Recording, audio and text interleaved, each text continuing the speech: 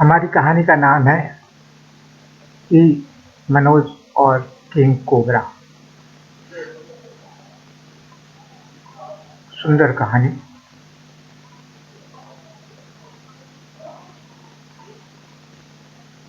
Inspector Manoj और king cobra. Hello commissioner, Dayal speaking. Commissioner, मैं professor Bundela बोल रहा हूँ।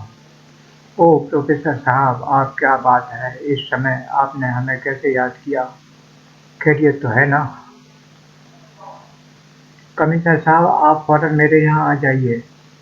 इस समय रात के 10 बज रहे हैं, क्या सुबह? मैं मुसीबत का इंतजार नहीं कर सकता। मैं इस देश की अमानत आपको सौंपकर निश्चित हो जाना चाहता हूँ। मैं कुछ समझ नहीं मैं कुछ समझा नहीं प्रोफेसर साहब, आखिर आप कहना क्या चाहते हैं? मैं फोन पर सारी बात आपको नहीं बता सकता। फिर एक बुक शेल्फ के निकट जा खड़े हुए। उन्होंने शेल्फ में रखी किताबों के पीछे हाथ डालकर कोई बटन दबाया। बटन दबाते ही शेल्फ एक ओर को खसक गई और दीवार में एक लाला सा नजर आने लगा। आले में आला सा नजर आने लगा। आले में एक 12 इंच ऊंची कांसे की प्राचीन मूर्ति रखी हुई थी। मूर्ति को देख प्रोफेसर के और गड़बड़ सी बुदबुदा उठे। जब तक यह मूर्ति यहाँ रहेगी, मेरी जान को खतरा बना रहेगा। आज मैं इसे कमिश्नर साहब के सुपुर्द कर निश्चित हो जाऊंगा। तत्पश्चात प्रोफेसर ने गहरी सांस छोड़ते हुए मूर्ति आले से निकाल ली और शेल्फ को यथापूर्व कर दिया। उधर इधर ठीक इसी दौरान शहर का बदनाम गुंडा जग्गू प्रोफेसर की नौकरानी चंपा से कह रहा था, मैंने इस दूध में जहर मिला दिया है, इसे पीते ही प्रोफेसर गहरी नींद सो जाएगा। कुछ ऐसा वैसा तो नहीं होगा ना जग्गू दादा? घबराना मत, वह मरेगा नहीं, समझी? समझ गई दादा, समझ गई। लेकिन अब ये बात लेकिन बीच में कहाँ से आ गया कमबख्त? मेरा इनाम तो तुम देना भूल ही गए दादा। पहले उस प्रोफेसर के बच्चे को दूध तो पिलाकर आ सुसरी। मैं यहीं तेरा इंतजार करूंगा, जाऊंगा नहीं। ठीक है, तुम यहीं ठहरो। मैं गई और आई, इतना कह चंपा रसोई से बाहर निकल गई। थोड़ी देर बाद जब वह लौटी तो उसके होठों पर विजयपूर्ण मुस्कान नाच रही थी। उसे देखते ही जग्गू बोला, काम हो गया, दूध पी लिया उसने। पी लिया और सो भी गया। अब निकालो मेरा इनाम। जग्गू 100 के नोटों की एक गड्डी चंपा के हथेली पर रखता हुआ चेतावनी भरे स्वर में बोला, ये राज राज ही रहना चाहिए। अगर मेरा नाम तेरी जुबान पर आया तो तेरी खैर नहीं, समझी? समझी? फिक्र मत करो जग्गू दादा, चंपा मर जाएगी पर तुम्हारा नाम जुबान पर नहीं आने देगी। शाबाश, अब तू आराम कर, मैं भी अपना काम निपटा कर पतली गली से निकल लेता हूँ। इतना कहकर जग्गू मुस्कुराता हुआ रसोई से बाहर निकल गया। थोड़ी देर बाद जग्गू प्रोफेसर के कमरे में खड़ा था। अरे बिस्तर तो खाली है, यह प्रोफेसर कहाँ चला गया? तभी अचानक लाइट गुल हो गई और कमरे में अंधेरा छा गया। जग्गू ने टॉर्च निकालने के लिए अपनी जेब में हाथ डाला ही था कि उसे अपने समीप हल्की सी आहट सुनाई दी। उसके मस्तिष्क में खतरे की घंटी बज उठी, परंतु उससे पहले कि वह कुछ समझ पाता, उसके सिर पर कहर टूट पड़ा। जग्गू की आंखों के सामने अंधेरा छा गया। वह लहराकर फर्श पर जा गिरा। थोड़ी देर बाद जब वह संभल कर खड़ा हुआ तो उसका सिर बुरी तरह भन्ना रहा था। ओह! तभी अचानक बाहर किसी वाहन के आकर रुकने की आवाज सुन जग्गू जैसे सोते से जागा। वह लपक कर खिड़की के निकट पहुंच गया और बाहर झांकने लगा। ओह कमिश्नर साहब! कमिश्नर दयाल पर नजर पड़ते ही जग्गू के होश उड़ गए। अगर पकड़ा गया तो खैर नहीं, अब तो यहाँ से कूद लेना ही बेहतर होगा। जल्दी ही वो कोठी की चारदीवारी फांदकर सुनसान गली में दौड़ा चला जा रहा था। इस निश्चय पर पहुंचते ही मानो जग्गू के पैरों को मानो पंख लग गए। सुबह सुबह कमिश्नर साहब का बुलावा मिलते ही इंस्पेक्टर मनोज भाप गया कि बात जरूर गंभीर है। जब वो तैयार होकर कमिश्नर साहब से मिलने उनकी कोठी में पहुंचा तो वे लान में बैठकर चाय की चुस्कियां ले रहे थे। Good morning sir. मॉर्निंग, बैठो इंस्पेक्टर। इंस्पेक्टर मनोज के बैठते ही कमिश्नर दयाल गंभीर स्वर में बोले, मैं तुम्हारा इंतजार कर रहा था। कोई खास बात है? हाँ, खास ही बात है।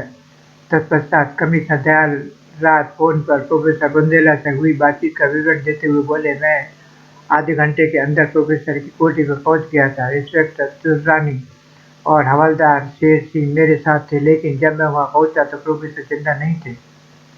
प्रोफेसर की हत्या हो चुकी थी। किसी ने बहुत करीब से उनके सिर पर गोली चलाई थी। मैंने स्वयं घटनास्थल का मुआयना किया था, परंतु कोई सुराग हाथ नहीं लगा। उस समय वहां और कौन था सर? कोठी में प्रोफेसर अकेले थे, लेकिन गेट पर दरबान था और प्रोफेसर की नौकरानी चंपा अपने क्वार्टर में सो रही थी। किसी को भी प्रोफेसर की हत्या की जानकारी नहीं थी। इसका मतलब यह हुआ कि जिस रिवॉल्वर से प्रोफेसर की हत्या की गई है वह लाइसेंस युक्त। हाँ, मेरा भी यही ख्याल है, वरना गोली की आवाज दरबान जरूर सुनता। इंस्पेक्टर दुर्रानी किसी केस को डील कर रहा था, लेकिन मैं नहीं समझता कि वह किसी खास नतीजे पर पहुंच पाएगा। प्रोफेसर के हत्यारे और देश की उस अमानत का पता लगाना बहुत जरूरी है। वह काम तुम ही कर सकते हो, इसलिए ये केस मैं तुम्हें सौंपना चाहता हूँ। ठीक है सर, लेकिन इस केस की जांच मैं अपने ढंग से करने की इजाजत चाहूंगा। फिर इंस्पेक्टर मनोज खड़े होकर बोला, मैं आपको निराश नहीं करूंगा सर। अब मैं जाने की इजाजत चाहूंगा सर। मुझे कोई एतराज नहीं, लेकिन ये केस जल्द से जल्द हल होना चाहिए। Wish you luck, good luck. तत्पश्चात इंस्पेक्टर मनोज कमिश्नर साहब का अभिवादन कर वहां से चल दिए। कमिश्नर साहब की कोठी से निकलने के बाद इंस्पेक्टर मनोज सीधा थाने पहुंचा और हवलदार वीर बहादुर को साथ ले प्रोफेसर बुंदेला के निवास की ओर चल पड़ा। हवलदार जीप ड्राइव कर रहा था और उसकी बगल में बैठा इंस्पेक्टर मनोज गहरी सोच में डूबा हुआ था। उसे सोच में डूबा देख आखिर हवलदार वीर बहादुर पूछ ही बैठा, सर आप क्या सोच रहे हैं? हाँ, क्या? इंस्पेक्टर मनोज अपनी सोचों से उबरते हुए बोला, हवलदार मैं ये सोच रहा हूँ कि आखिर वो क्या चीज थी जो प्रोफेसर बुंदेला कमिश्नर साहब को सौंपना चाहता था। वह कोई भी चीज हो सर, पर अब वह हत्यारे के हाथ में पहुंच गई है। ये भी तो हो सकता है कि वह चीज जल्दी अभी कोठी में ही मौजूद हो सकता है कि कमिश्नर साहब के ऐन मौके पर वहां पहुंच जाने की वजह से उसे खाली हाथ ही वहां से भागना पड़ा हो। ओह, अब समझ में आया कि आप मुंशी रहमत अली से मिलने की बजाय उस कोठी में क्यों जा रहे हैं। वह मुंशी रहमत अली कौन है? रहमत अली मिर्जा खानदान का पुराना नौकर है।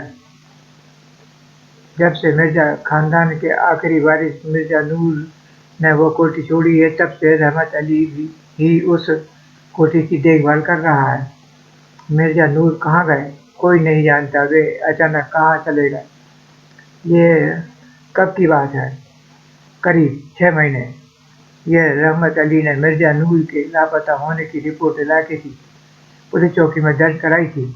ओह, तो फिर प्रोफेसर बुंदेला उस कोठी में कैसे रहने लगा? इसका मतलब प्रोफेसर उस कोठी में ज्यादा समय से नहीं रह रहे थे। सुना है मिर्जा की आर्थिक स्थिति अच्छी नहीं थी। हो सकता है कोठी की देखभाल का खर्च जुटाने के लिए रहमत अली ने वो कोठी प्रोफेसर को किराए पर दे दी हो। और ना ही इस शहर में आए उन्हें ज्यादा दिन हुए थे।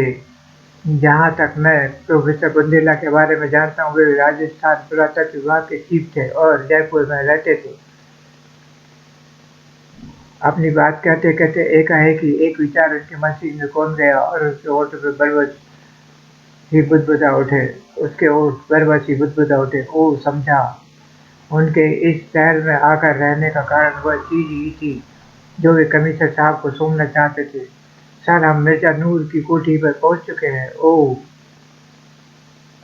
तत्पश्चात इंस्पेक्टर मनोज जीप से उतरकर हवलदार वीर बहादुर के साथ कोठी में दाखिल हो गया।